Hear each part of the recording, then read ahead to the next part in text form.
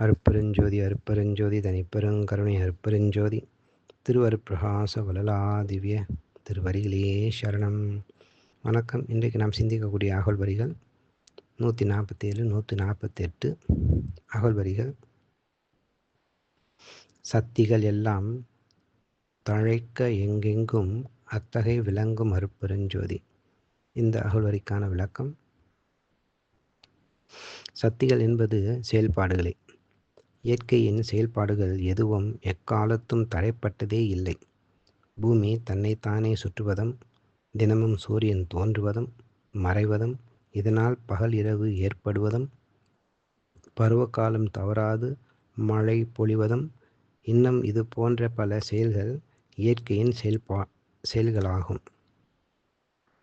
இந்த செயல்பாடுகள் அனைத்தும் தடைபடாது ஓங்கி வளர்ந்து செழித்து நடைபெற எங்கெங்கும், அதாவது செயல்பாடுகள் நடைபெறும் அனைத்து இடங்களிலும் நிறைந்து அவ்வச்செயல்பாடுகளாகவே விளங்கும் அருட்பெருஞ்சோதி.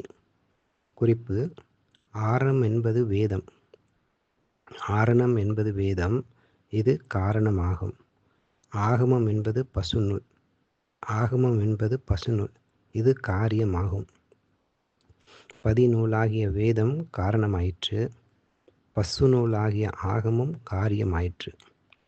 சிருஷ்டி நியாயத்தில் சாமானிய ஜீவன் காரணப்பட, சாமானிய ஜீவன் காரணப்பட விசேஷ ஜீவன் காரியப்படும், விசேஷ ஜீவன் காரியப்படும் என்று நம் பெருமானார் அருளி உள்ளதை கூர்ந்து நோக்குக. அருட்பெருஞ்சோதி அருட்பெருஞ்சோதி தனிப்பெருங்கருணை அருட்பெருஞ்சோதி திருவருட்பிரகாச வளலாதிவ்ய திருவடிகளே சரணம். ராமலிங்க அபயம் ராமலிங்க அபயம் ராமலிங்கா அபயம் அபயம்.